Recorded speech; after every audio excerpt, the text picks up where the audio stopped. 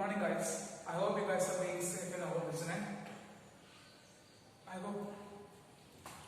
So for our last online class session, we learn about electric cell, battery, EMF and internal resistance of a cell using voltmeter. Then we learn cells in series and parallel, isn't it?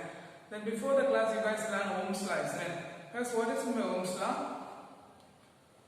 Ohm's law states that at a constant temperature, the steady current flow through the conductor is directly proportional to the potential difference between the two ends of a conductor, isn't it? So in which the Ohm's law is only used for simple circuits, okay? What is that? The Ohm's law will be only used for because by using Ohm's law we can measure current, voltage and resistance. So for a simple circuit, we want to measure the current, resistance and voltage means we can using Ohm's law. At the same time, for a complex circuit, for a complex circuit, if you want to measure the current and voltage means we are using Kirchhoff rules. Okay, we are using Kirchhoff rules. Okay, clear? So for a simple circuits, we want to measure the current and voltage means we are using Ohm's law. At the same time, for a complex circuit, if you want to measure the voltage and current means, what is that? Voltage and current means we have to using Kirchhoff rule. Okay, we have to using Kirchhoff rules. Okay, clear? We have two Kirchhoff rules. Okay, one is Kirchhoff current rule. What is that? We have two Kirchhoff rule. One is the Kirchhoff current rule, and other one is the Kirchhoff voltage rule. Okay, we have two rule. One is the Kirchhoff current rule, and other one is the Kirchhoff voltage rule. Okay, we have two rule. One is the Kirchhoff current rule, and other one is the Kirchhoff voltage rule. Okay, it will be one of a repeated important 3-mark question as well as a 2-mark question. Okay, they can ask us state Kirchhoff current rule, or they can ask Kirchhoff voltage rule. Otherwise, they can ask us state Kirchhoff rules. Okay, clear? So first one, Kirchhoff current rule. The algebraic sum of a current at any junction in a circuit will be 0. While a circuit, when the current will be flowing in a circuit at any junction, even they meet at the junction means the circuit current value will be 0. So what is the Kirchhoff current rule? The algebraic sum of a current at any junction, current meet at any junction will be 0. Current meet at any junction will be 0. They call it as a conservation of charges. Okay, they call it as a conservation of charges. They call it as a conservation of charges. So we take a resistance.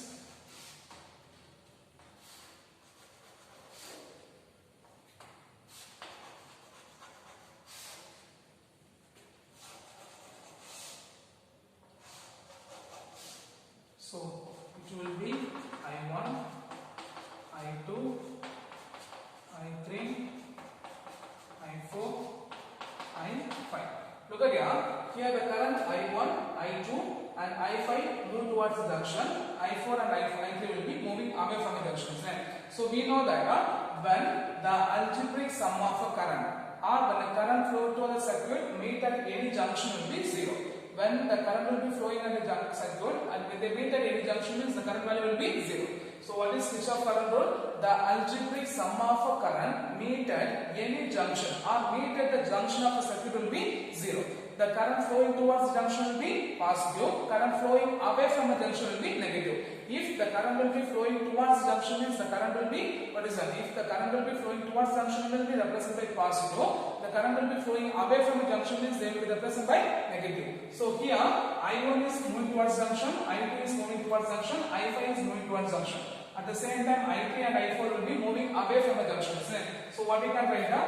I1 plus minus I1 plus I2 plus minus I3 plus minus I4 plus I5 is equal to 0. So what we get? I1 plus I2 plus I5 minus I3 minus I4 is equal to 0. Clear? Clear. So what we can write? I1 plus I2 plus I5 is equal to I3 plus I4. This is called as a conservation of electric charges. Okay? They call it as a conservation of electric charges. What is that? They call it as a conservation of electric charges. Okay? Clear? So what is Kirchhoff current rule? The Kirchhoff current rule states that what is that? The Kirchhoff current rule states that the algebraic sum of a current meet at any junction in a circuit. What is that? Meet at any junction in a circuit is 0. The current flowing towards the junction is positive, flowing away from the junction is negative. Okay. And most important thing, they call this what is that? The Kirchhoff current rule, the Kirchhoff current first rule is called as conservation of electric charge. What is that? Conservation of electric charge. Okay. So if a question is that state Kirchhoff current rule or state Kirchhoff first rule means we have to write a 3 point. First point, what's the first point you have to write down? The Kirchhoff current rule states that the algebraic sum of a current, what is that? The algebraic sum of a current meet at any junction in a circuit is 0. First point. Second point, it is also called as conservation of electric charges. What is that? Second point, it is also called as conservation of electric charges. And third point, the current flowing towards the junction is positive and the current flowing away from the junction will be negative. What is that point? The current flowing towards the junction is negative. Towards the junction is positive, flowing away from the junction will be negative. Okay, clear? Then second one, state Kirchhoff voltage rule or the Kirchhoff second rule. Okay, so here we know the formula. B is equal to, what is that? B is equal to I into R. You just remember that B is equal to I into R. So it says that the product of current into resistance is equal to voltage. Here we can't say the voltage, we have to say that EMF because it's an open circuit, so we have to say as a EMF. Okay, so it's a closed circuit, so we call it as a EMF. So for Kirchhoff second rule or Kirchhoff voltage rule states that what is that? Kirchhoff voltage rule states that the algebraic sum of what is that? The algebraic sum of the product of current into resistance in any part of a circuit. What is that? The algebraic sum of the product of current into resistance in any part of a circuit is equal to algebraic sum of a EMF and the circuit.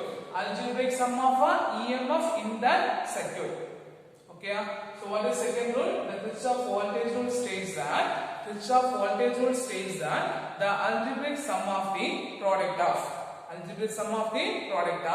current into resistance in any part of a circuit is equal to the algebraic sum of a EMF in that circuit. The algebraic sum of a EMF in that circuit. Okay, it's called as conservation of energy. They call it as conservation of energy. Okay, clear. So what is the point here? It says that Kirchhoff voltage rule. What is that? The Kirchhoff voltage rule states that what is that? The Kirchhoff voltage rule states that the algebraic sum of a product of current into resistance in any part of a closed circuit. What is that? The current into resistance in any part of a closed circuit is equal to the algebraic sum of a EMF. What is that? The algebraic sum of a EMF in the circuit. So we take a circuit.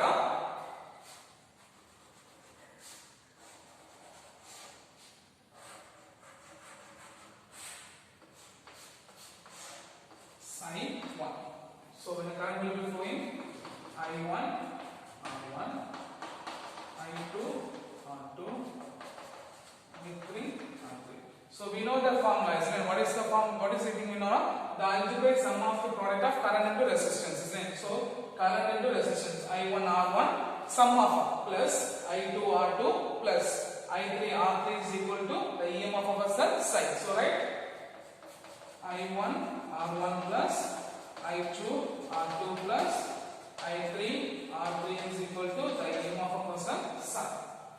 So I hope you understand the Kirchhoff current rule and voltage rule, isn't it? So what is Kirchhoff current rule and voltage rule? For Kirchhoff current rule, you have to write 3 points, and for the Kirchhoff voltage rule, you have to write 2 points. So for Kirchhoff current rule, whatever point you have to write up, first point, the algebraic sum of a current at any junction of circuit is 0. Second point, they call this conservation of charges. Third point, the current flowing towards the junction is positive, flowing away from the junction is negative. And the second one is a voltage rule. For voltage rule, you have to write 2 points. What are the 2 points you have to write? The first point, the algebraic sum of the product of what is that? The algebraic sum of the product of current into resistance. What is that? Current into resistance in any part of a closed circuit is equal to the algebraic sum of a EMF in that closed circuit.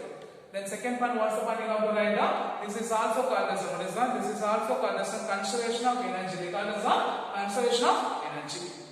Clear? Clear. So this will be one of the important 3 mark question, and also it will be one of the important 2 mark questions. Okay.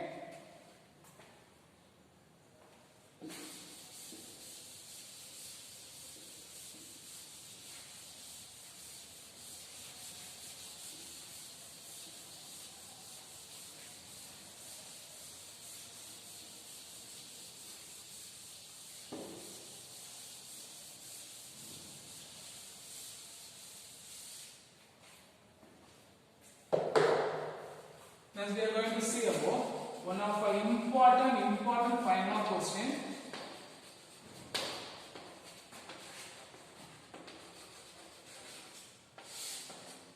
Wheatstone bridge. Okay, one of our important means for this lesson this will be considered as one of our priority questions. Okay, or most expected questions. Okay, for this lesson. So the Wheatstone bridge, what is that? The Wheatstone bridge is one of our important application of a Kirchhoff law. Okay. Wheatstone bridge is one of the important application of a Kirchhoff law. It is used to compare the resistance and also find the unknown resistance. It is used to compare the resistance and also it is used to find the unknown resistance. Okay. So what is the Wheatstone bridge? Wheatstone bridge is one of the important application of a Kirchhoff rule. Wheatstone is one of the important application of a Kirchhoff rule. It is used to compare the resistance and also. What is that? It is used to compare the resistance and also it is used to find the unknown resistance. Okay, it is used to find the unknown resistance. So it consists of 4 resistance. Okay.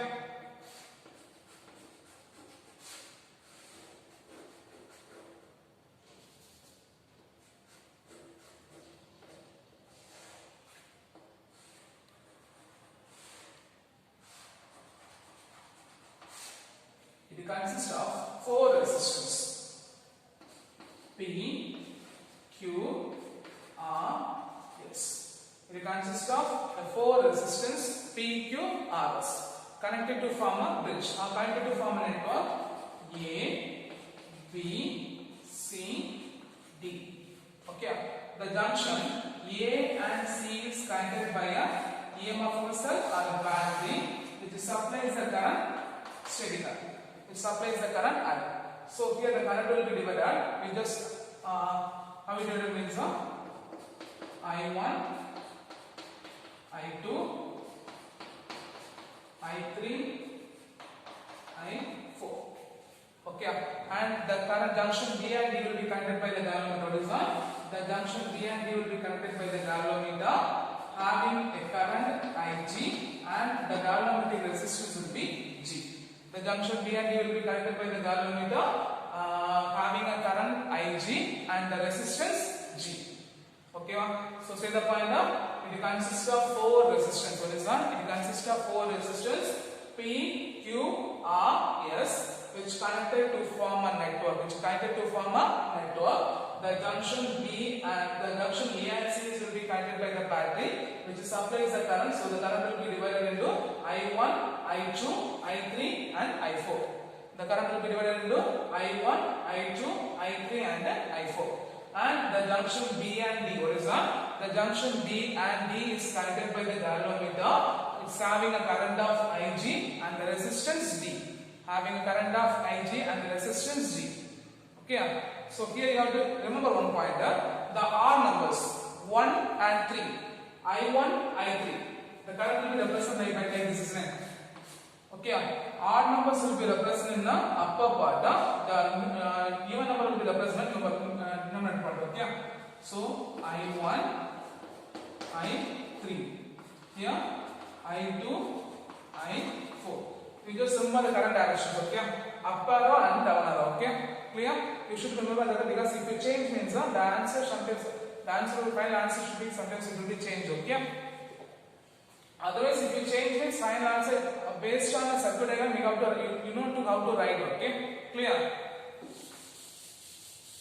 If you change the order means from that also you have to know to how to change the values. Okay. So first, already we know the Kirchhoff current rule and voltage rule, isn't it? So first we have to apply the current rule. First 2 times we are going to apply current rule. Then we are going to apply a voltage rule. If you are going to write the voltage rule means we have to take a closed path. Okay, we have to take a closed path. First, a current rule at what is called Kirchhoff current rule at Kirchhoff current rule at junction B. So we take the junction B.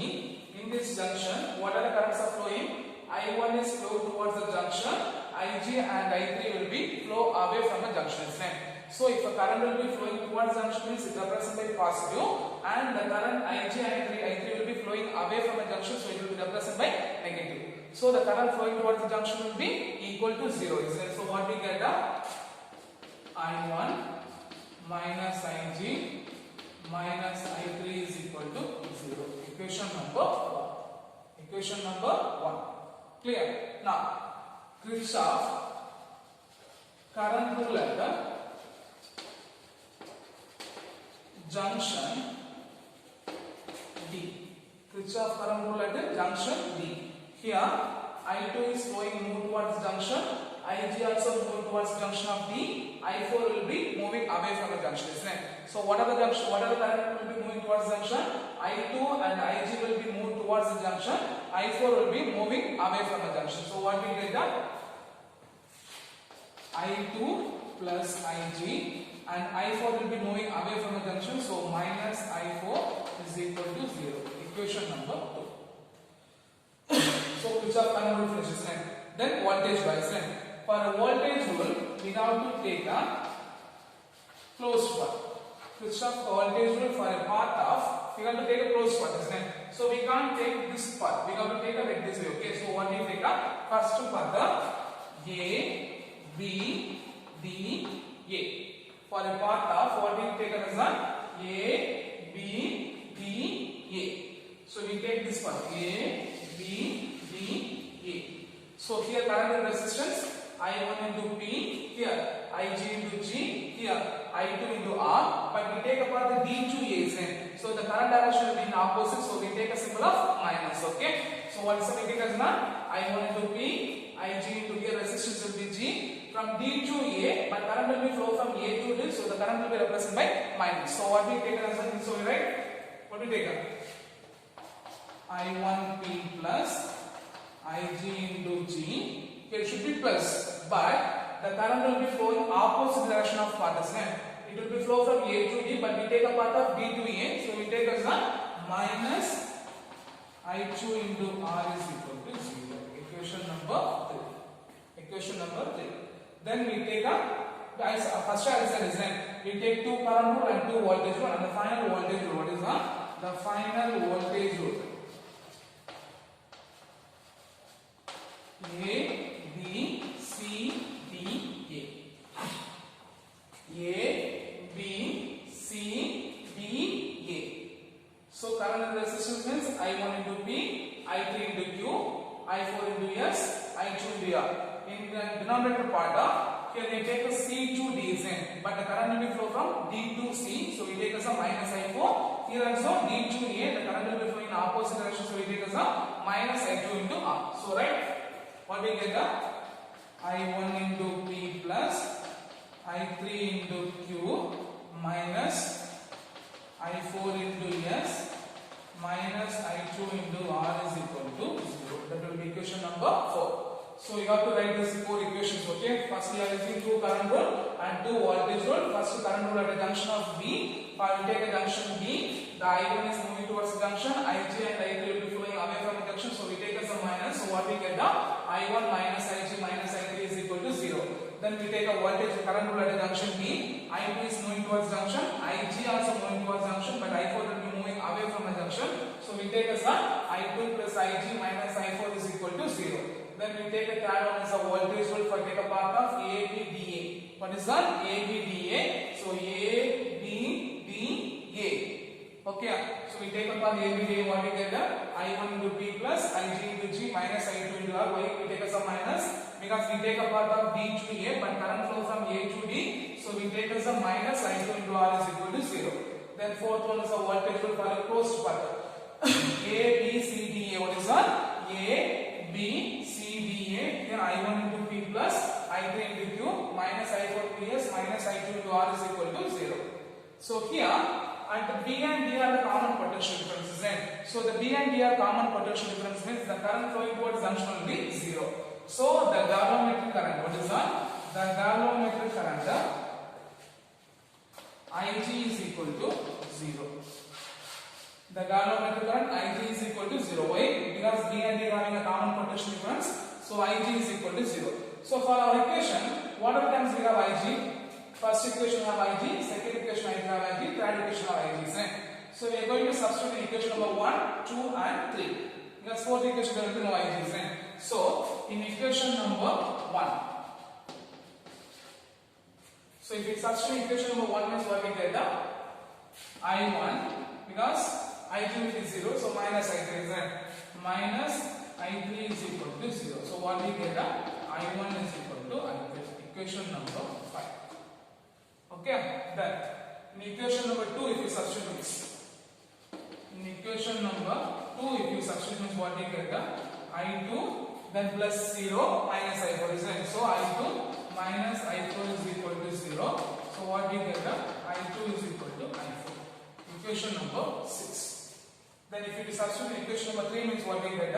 0 into G, 0. This time should be neglected. So what we get? I1 into P plus minus I2 into R is equal to 0. This term move to the right hand side means what we get? I1P is equal to I2R. Equation number 7. Equation number 7. Okay. Here normally we read the equation I1 is equal to I3, I2 is equal to I4, isn't it? But for this question, just read like this. Okay. The value of I3 is equal to I1. The value of I4 is equal to I2. Normally we read the equation from left hand side to right hand side, isn't it? For our convenience, we have taken as that the value of I3 is equal to I1. The value of I4 is equal to I2. So substitute. Equation number 5 and 6. What is equation number 5? I3 is equal to I1 and I4 is equal to I2, isn't it? In equation number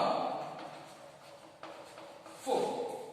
Equation number 4. So here in the place of I4 we have to substitute I2 and in the place of I3 we have to substitute I1. Okay. So if you substitute means what we get?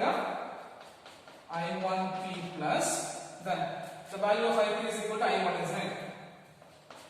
I1Q minus then the value of I4 is equal to I2, isn't it? I2S minus I2R is equal to 0. Okay. Now the minus terms move to the right hand side means it will be positive, isn't it? Right? I1P plus I1Q is equal to I2S plus I2R. From this expression, what's the common term? I1 is the common term, isn't it? So if you take an outside means what we get? I1 P plus Q is equal to I2 S plus R. This will be equation number 8. This will be equation number 8. So how we get the equation number 8? Substituting the equation number 5 and 6. Substituting the equation number 5 and 6 in equation number 4. So what we get? The place of I3 we will substitute the value of I1. In the place of I4 we substitute the value of I2. So I1P plus I1Q minus I2S minus I2R is equal to 0. This time move to the numerator we get the positive. So what we get? I1P plus Q is equal to I2S plus R. This will be equation number 8. Okay. Clear? Shall I have the figure?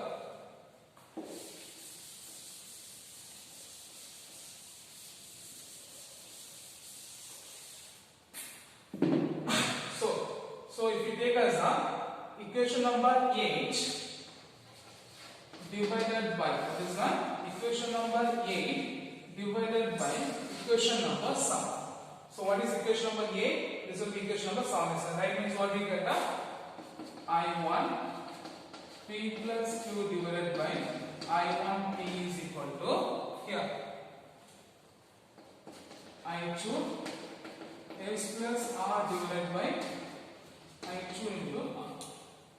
Okay, equation number 8 divided by equation number 7. So the common terms are cancelled means what the term will be cancelled? I1 cancel, I2 cancel. Now we are studying the term is what we get? P by P plus Q by P is equal to S by R by R.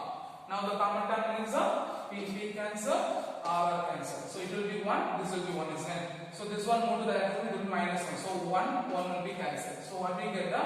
Q by P is equal to S by R. Otherwise, P by Q is equal to R by S. Okay? Clear? Clear.